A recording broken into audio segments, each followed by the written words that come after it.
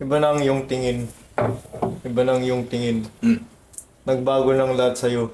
Speaking of nagbago, welcome back to TurboEra. Marami nagbago ngayon. Tayo nagka-ano. Sana hindi nakita. Sana walang problema. Parang tama na Maraming yun. lyrics nun. Pakaka-copyright. Ay, hindi naman ata. Pero yeah, we're back.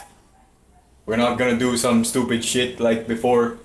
And fam, it was 2 years ago we were in quarantine, so now we have a new setup, newly improved setup, newly improved people. Yes, we have Well, this. ngayon nasa quarantine pa rin kami pero wala kaming pakialam. We broke the law and we will break it again. Oo, trip lang namin eh. Welcome back to TurboEra, guys. So yun nga. Ano par, kamusta ka na? It's been a long time. Yeah, bro. Yeah. So, speaking of cameras, nakatingin tayo sa camera. Oh, At doon ko naisip, ano? yung Suzuki may nilabas na bagong gym. Straight to the point ka. Ay, yung rason kung ba't wala kaming script na yun. Well, dahil wala kaming script, wala din kaming masasabi masyado. Pero at least ngayon, Yeah. we're being ourselves. Yeah, it's now freestyle. Pero wala, kalimutan agad namin yung story namin. Dapat talaga yun, nanda namin. Claro.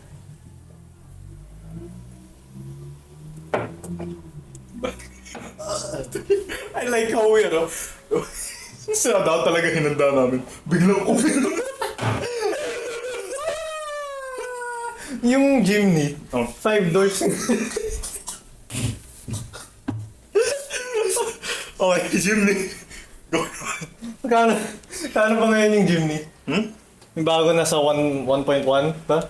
I think yung high end starts at 1.1, pero yung high end I think it's 1.3. Oh. I actually love the Jimny. I love that car so much. It's nice to love something. Jesus Christ! Fuck no. Yeah. Yung maganda doon, 5 door na siya. Sa bagong Jimny, yung problema ko lang doon, mataas, mahal na siya eh. Kung nasa 900 yun, okay pa sana. Ano to? Sinugatan ako. Since when ako sinugatan di okay, anyway. You're welcome. So, I don't know the pricing for the new Jimny. For the new 4-door? 5-door. 5-door kapag hatchback, di ba? Tapos, No, I think it's still 5-door kung SUV. basta yung Jimny na, na dalawang door sa side. Yeah. Yung maganda dun, it's a lot more practical and I prefer that to the current Jimny na dalawa lang yung door. Na isa lang yung door on each side. Oh. Talino mo, boy. Ngayon, nilabas na nila yung bagong Civic Type R. At Okay, go back to the Jimny. ano? Okay, not gonna lie. Mas... Yung mukha na yun, putik, nakakatakot, boy. Pero, going back to the Jimny. I think many people will go against me, pero... In my perspective, I like the 3-door more than the 5-door. It's much practical in my opinion, and it's small. I like those kinds of cars. I think I like the fact that it was a 2-door and ginawa nilang 4-door. Uy! Yung homemade natin na donut. Yeah, definitely homemade, bro. Yeah. Hot damn. Hot damn. Did you know that this took us 10 hours to make? Put a lot of effort into this. Para baka copyright claim tayo ng ano. Di ko lang. Okay lang yan. Di naman tayo sikat eh.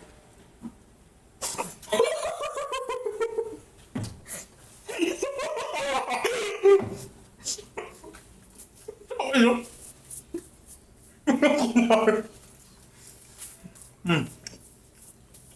Well done, Torsil, for cooking that. Very proud of that. Ngayon, punta tayo Very sa... proud. Punta tayo sa Civic. Magkano yung Civic? Yung previous gen Type R? Nasa... From what I remember, it was 3.8 million pesos. Ganun din Crazy ngayon. expensive. Huh? Yeah, ganun din ngayon yung bago. And I was surprised. I was expecting it to be more expensive. Pero it's already expensive enough. So, yeah. For me, the Civic is actually quite disappointing. From the leaks before, they said it was 400 plus horsepower. And it was a hybrid. And it was also an all-wheel drive, according to what the leaks said. And now we've got the same Civic, which is a front-wheel drive. And is it 386 horsepower? 386 ba? Google natin. Google natin. Hindi, nandiyan lang sa cellphone mo, parang may cellphone ko naman. Hindi na ako connect sa wifi. Hindi na ako connect sa wifi. Wala na Basta wala. kung may hindi kayong alam, Google nyo. Tell us what... Ano to? Tell us what... Stop it, no? Pag nag-stop yung pre, wala na tayo. Nakasalali buong buhay. If you guys don't know what we're talking about, we're recording at the fucking laptop, so... Yeah. Oh, thank God. Hopefully it's still recording, holy shit. Civic Type R. R 2023. Wait. 315 horsepower. Wait, is that true? It's adequate. 315 horsepower? Yeah, it's fine. It's okay. Is that less than the old one? I don't know. Civic Type R search natin 2017, di ba 2017? It has less torque than the horsepower, so that means you don't get that much torque. Aray, aray. Yeah. 306. 10 more horsepower. Ooh. Much more torque. Alright. Honestly, Yeah. nung lumabas yung previous gen na Civic Oh. Type R nung 2017, everyone said it was ugly. Everyone thinks it's ugly, and everyone will continue to think it's ugly. Pero I think it kind of grew on me. Yeah, I As actually... long as tama yung forma. Not gonna lie. The the rear or the butt of the 2017 FK8 is better than the new one. That's from my perspective, pero all the style of Honda is definitely improved over the... That's a bold thing to say. Yes. Yeah. Yeah. No, I like Honda's design now. In the entire car industry, I think right now Honda has the best design language. I love their new generation. They've moved on from the overstyled and very angular design language of the past from the past 5 years. And regarding the new Civic, going back to the new Type R, Yeah. nung nakita ko yung rumors nun, since wala na yung Evo, they suggested na yung Type R yung magiging bagong rival ng WRX, ng STI. 400 horsepower, 4-wheel drive, nagulat ako dun eh. Pero, ayun nga, It was... walang nagbago. Exactly. Only 4 horsepower difference. The powertrain, not much has improved. Siguro they just tweaked it a bit and just fixed some minor issues, but nothing too major. I think what they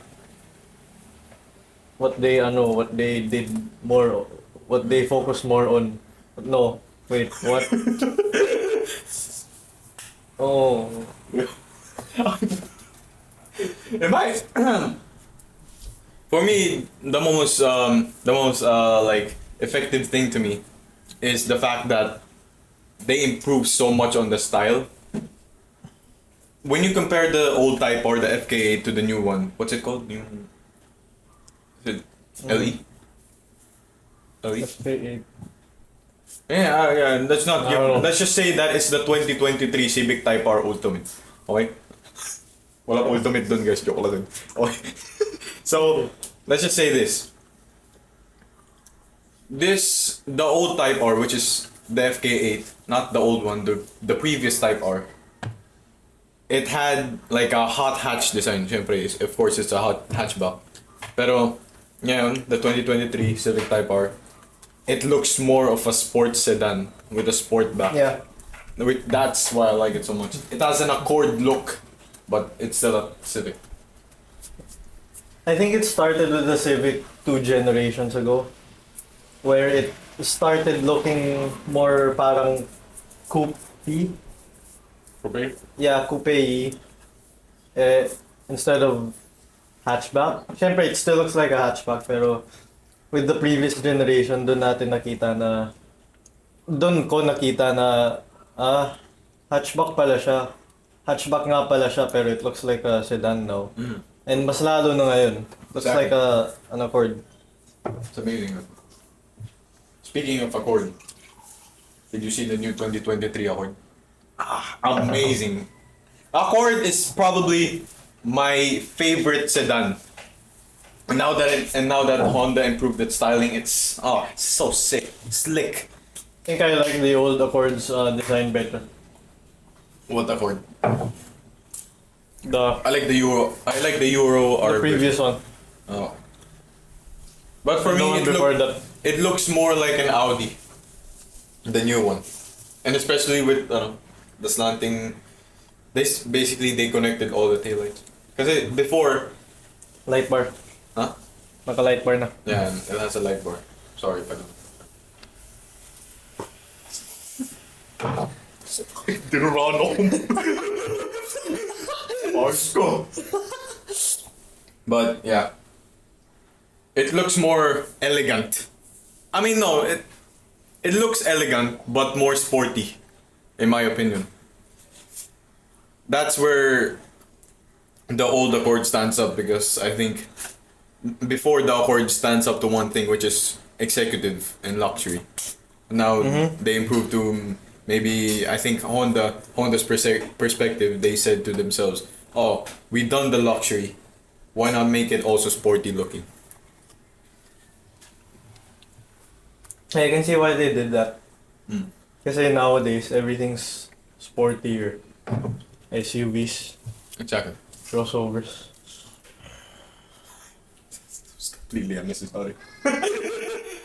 Pero, I think because of that, the Accord kinda lost its thing for me. So, syempre, it still has its value ngayon.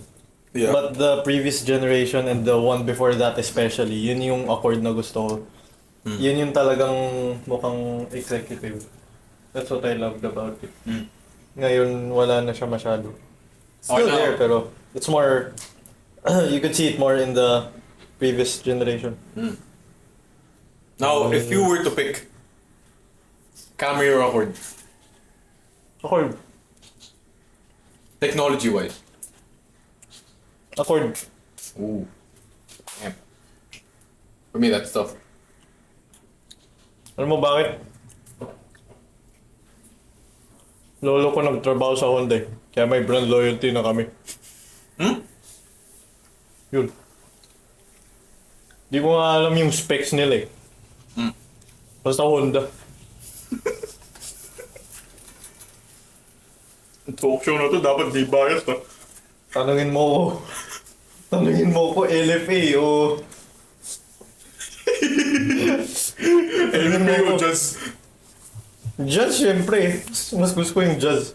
if you guys don't know what the Jazz is, It's the Honda Fit. it's the Honda Fit, but here in the Philippines we call it Jazz. And it's just recently been replaced by the City Hatch. Or a more smaller hatchback, which is the Brio.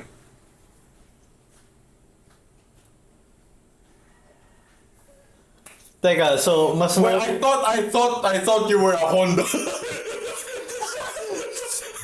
mas malaki, teka, mas malaki yung, Oh, mas malaking Jazz, di ba? yeah. Mas maliit yung Brio.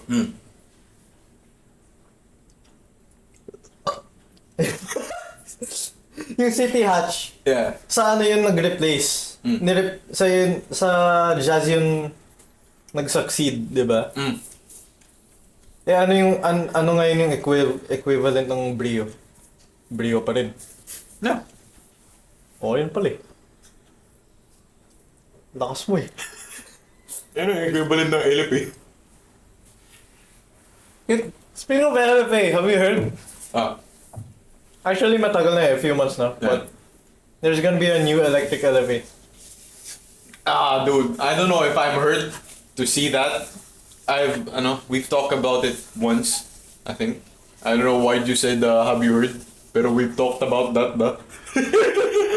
I don't remember. Pero I was saddened by the fact that it's now electric, because the fact that it was a V10 and has an F1 sound before. But I get the fact that we're getting into the near future in that we need to have electric cars and we are forced to have electric cars. I mean, I think it's because of the... It's good for the environment. No, I can see why we don't like electric cars. That's because I could what?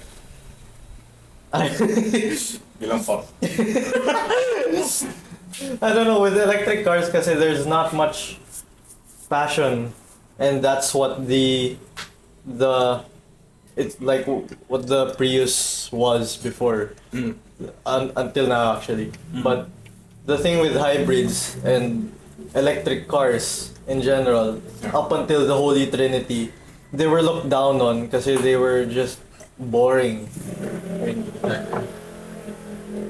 And they were economy cars, which, as we know, are not fun and not favored by car enthusiasts. No. Such like us. Not really. Okay, let me take that back. Oh. I have to think about it more.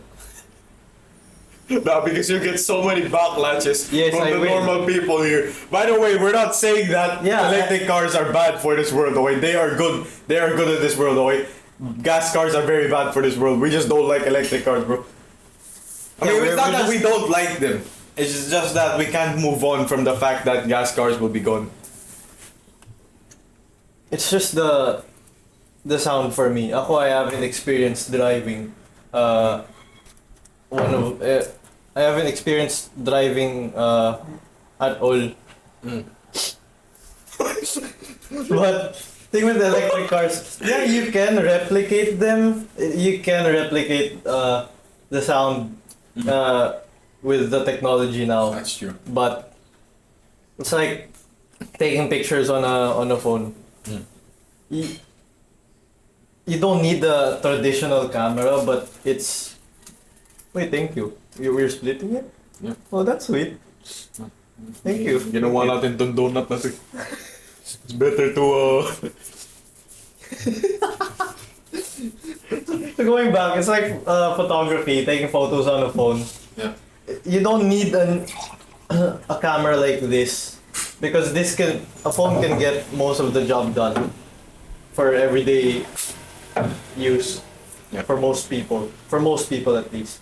But for car enthusiasts, for photographers, we love using actual cameras, because for me at least, there's this passion with holding a camera and using a camera, a traditional camera, and hearing the shutter and feeling it. And ayun. yeah. Yeah.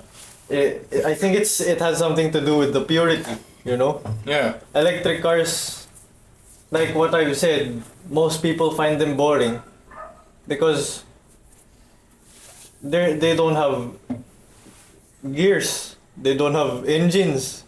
They don't have wheels. But yeah, the fact that but I'm amazed by electric cars though. The fact that it's so heavy, but kailangan ko na biglang umapit sa akin, boy. But the fact that it's so heavy and it can go up to crazy speeds, it's amazing, bro. And there are only two electric cars that I like, which is actually three, which is the Taycan Turbo S and then RS e-tron GT, and including the Model S Plaid. But fun fact, here in Olom, we saw an e-tron GT pass by, and then my man, he just went crazy on the highway. Like, he's gone, bro. I blinked my eye and he's gone. Oh, that's sad. Oh my god. Jesus Christ. But can we talk about the end line in Hyundai? Why is it not here in the Philippines?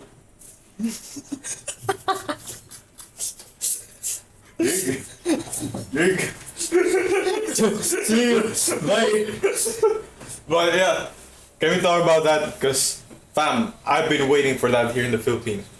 I want to see one of those in the Philippines. I want to test drive it. And yeah, there was this time where where my family wanted me to test drive a car, but then I didn't want to because it was scary and it was not like a normal car. It was a European car, and I don't want to do that because I don't have it yet. And yeah, salamat. But back to the end line of Hyundai. When is it going to come out in the Philippines? The Veloster is already here, pero not the end line.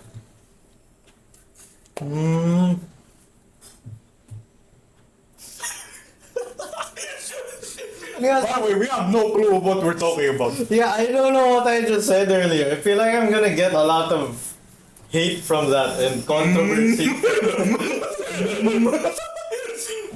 I should have thought things through even more.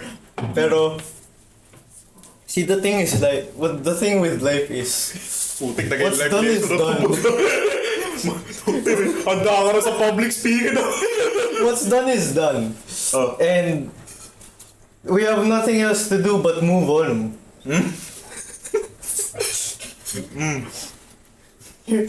I'm going to get a lot of controversy from what I said about electric cars.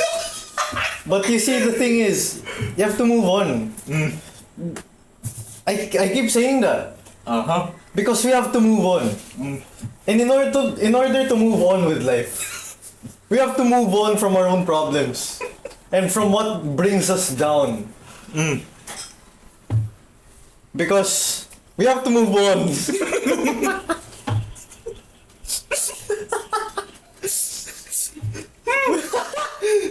You know, sometimes you might not forgive yourself. Oh. Maybe you'll never even forgive yourself for what you've done or for what someone has done to you. Yes. But you have to move on. Because that's How many life. times did you fucking say move? You have to move on. Jesus Christ. Ano nga yung sasabihin ko? You forgot what the fuck. Yung end line. Oh. Yeah, and like.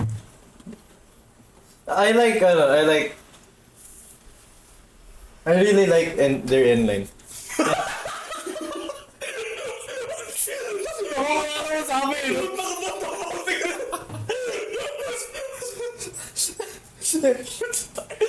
Bubod ka na. Inline yan wala, inline. Oh my god.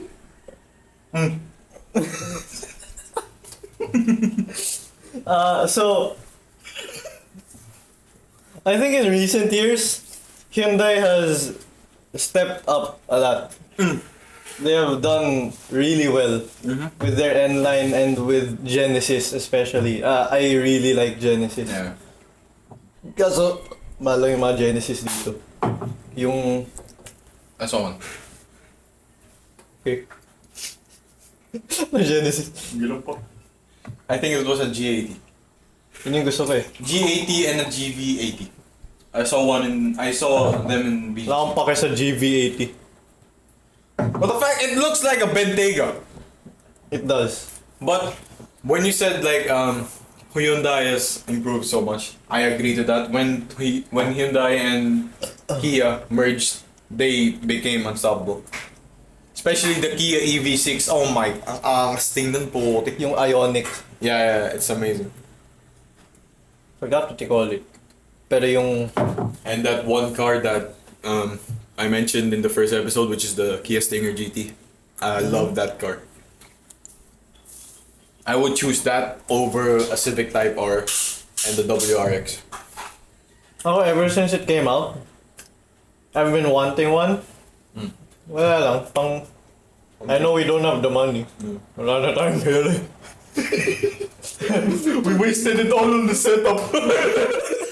Like legit, I told Inigo 20 minutes before he came here. I said, ayo, I'm fixing the setup. Teka, sineset up ko pa. Sinabi ko, sige, magre-ready pa ako. Pagpunta ko dito, eto na yung setup. Naka-stand lang yung cellphone. Holy man. Ilang minuto sinetap eh. Tapos ganyan lang. Yeah, yun talaga boy. Wala tayong pera. Ano yung sasabihin ko? What are we talking about? Stinger. I've always wanted a Stinger. Yeah. So they're like 3.25 dito, di ba? Brand new. Amazing. Second hand may mga nakikita na ako, actually less than 2M. Yeah. So, maybe in a couple of years, if I work really, really, really hard, Yeah. I'll be able to afford one. Pero at the same time, going to be a hard choice. But I would buy an E55 W210 AMG Hindi ka makamove. wagon over. Sometimes, you can't move on. Babalik na naman tayo dito. Ayoko na. Pero seriously, I've always wanted a W210 E55 AMG. It's not for everyone. It's expensive, especially for an early 2000s, late 1990s Mercedes. But it's one of the more affordable AMGs you could get here. And wala lang, I've fallen in love with it. Yeah. Kasi yung wagon actually prefer the look of the I actually prefer the look of the sedan. I'm a huge wagon guy. We both like wagons. Yeah, I like wagons. But Wagons. By the way, if you say in the comments that it's pronounced as wagon, we say it as wagon. We don't give a shit, man. Okay? Okay, continue. so I prefer the sedan version of it over the estate because the estate looks weird. Why? It looks weird. Why do you say that it's weird? So, it has 350 horsepower. It's a 5.4 liter V8. What I like about it the most is its rims. I love the old school, iconic. At this point, it's iconic. AMG rims. Yung malaki. Yung rims niya. Ayun lang yung masasabi ko sa rims niya. So I'd like to ask you this. You'd pick unreliability instead of a reliable car. Jesus Christ. But yeah, it's fine. It's fine. If I could afford it, edi yeah, why not? Yeah, it's true. What I like about it the most, yung estate sa likod. Yung trunk floor. Yeah. When you lift two of the panels up, they form a third row seat. Pero facing out the rear window. Is that true? Yeah. Legit? Yeah. Damn. That's sick. That's not... Kaya nga. Anyways, going back to Kia. Going back to Kia, I love their new design language. Yeah. I love what they're doing. Camera's shaking. Exactly. Bro, stop. Stop fucking... That's the only camera we have. Imagine pag di nag-record, ano? Teka lang. Record pa. Okay. Alright. Oh, okay. Sorry about that. Putik na. Hinabahan ako. May pag-asa pa tayo. Oh, speaking of Kia,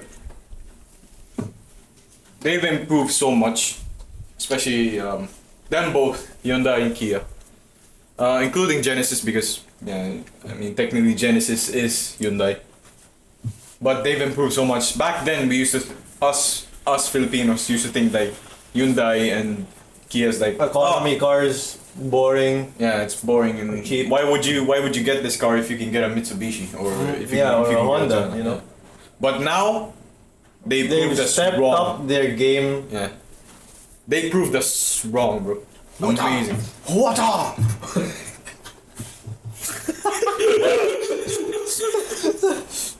Yeah, they proved us so wrong and yeah, bro. I don't know whether I should be proud or like, damn. Ako matagal ko nang gusto yung Genesis. Ever since I've heard of it a few years ago from Doug DiMuro. Yeah, I love you, man. shout out. Guys, 36 Been- subscribers now, me shout out. Yeah, I've been watching his videos since 2018.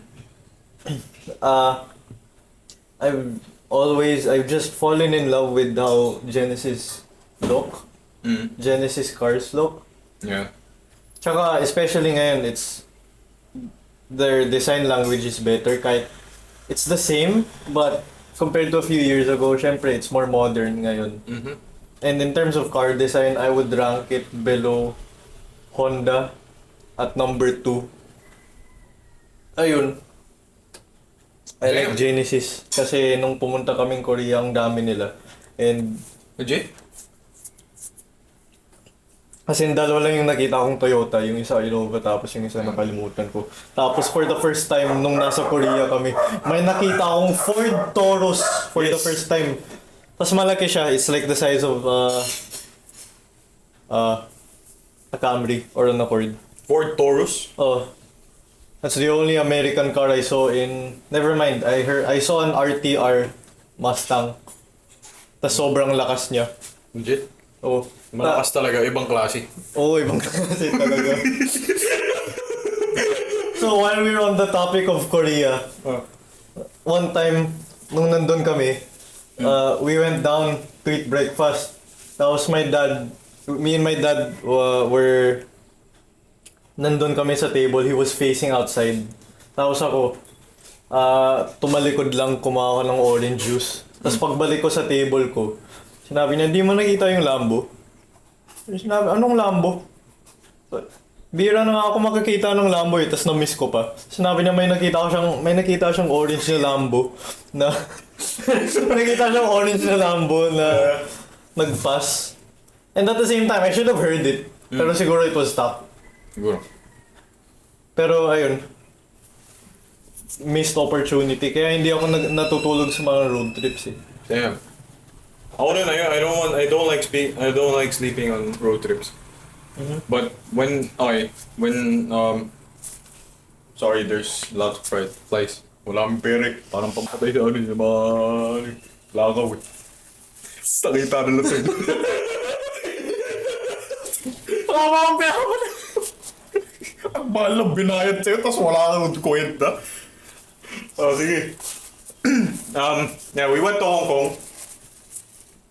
You would be surprised of how many Teslas are there in Hong Kong.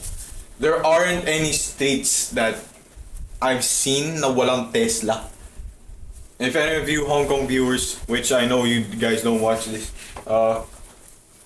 But if you're out there, di ko nga alam you're kung may watching. viewers pa tayo. If you guys are watching this, thank you. Yeah, thank We you. appreciate you. But people in Hong Kong, I think you guys know that there are lots of Teslas in Hong Kong.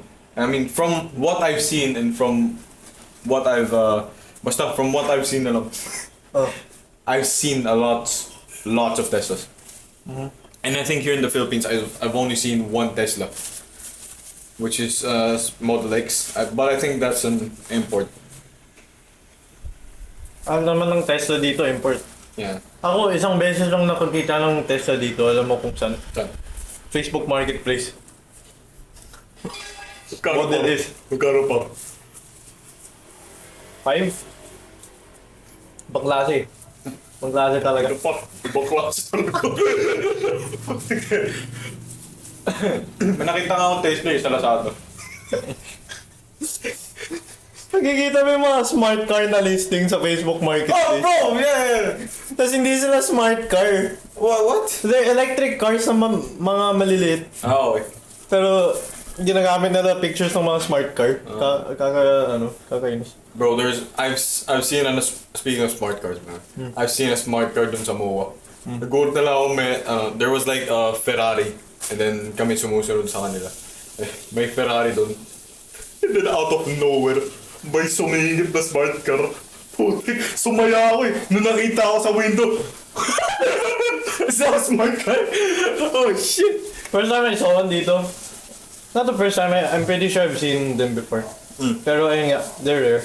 Yeah, explain. Nasa one sa Molito. Oh. May nakita akong Porsche dun.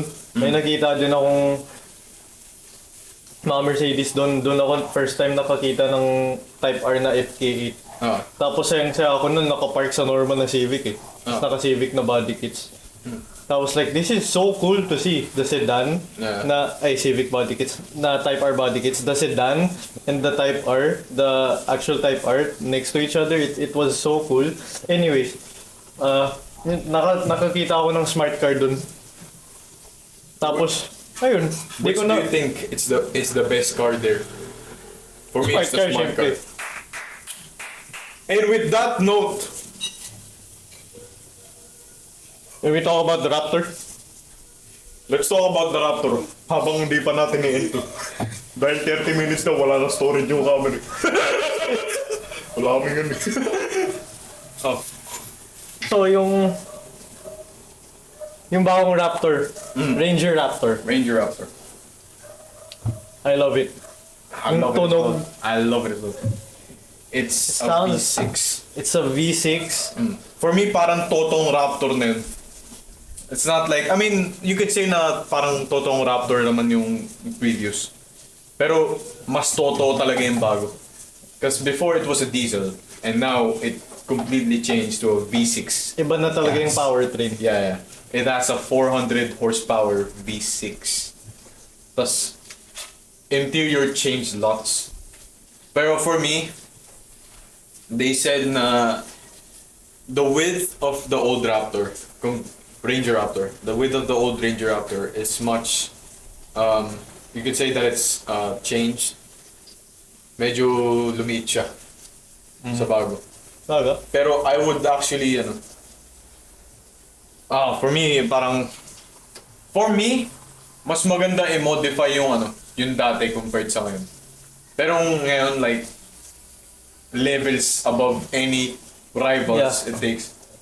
Especially like, if kung lumabas yun dito, I think, many say that it's priced at 2.5, but from my calculations, Feeling ko 3.5. feeling ko nga rin. Or 4. Baka nga mag-4M pa.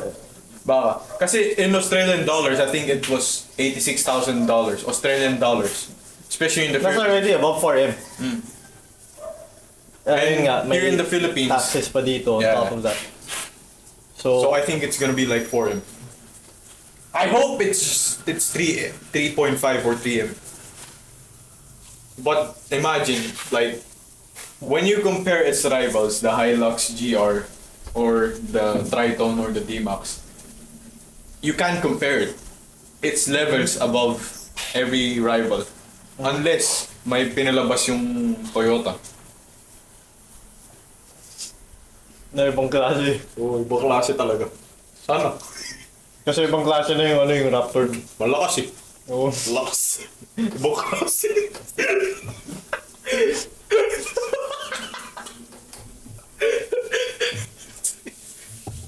Yeah. But now I saw the difference between Ranger Raptor and the Ford F-150 Raptor. Kasi we were using the Ranger Raptor once. And then F-150 Raptor just came up in front of us. And we saw the difference. As in the difference. Makikita mo palang habang nasa loob ka, sobrang laki ng difference. Like, for example, nandito yung Raptor, di ba? Yung Ranger Raptor. Nandito yung F-150. Ang laki. Lakas eh. Ibang klase talaga. Yung ko, dalawa lang daw yun per dealer. Really? That's what I heard. Damn. Hindi sobrang swerte ko na nakakuha ng puting nun. Angas nun. Di ba may F-150 dito dati? Yeah. Pero ngayon rin naman. May binibent. I think the F-150 Lariat is still up in sale. I think. Ha? Hindi ko alam. At ngayon, alam ko. Dahil pinaalam mo sa akin. Yeah. Ngayon, paano mo yun nalaman? Huh? Fam, you can literally go to their website. Okay. And with that note, Let's talk about Mercedes-Benz. pero wala na talaga tayo sa Next episode. Alright.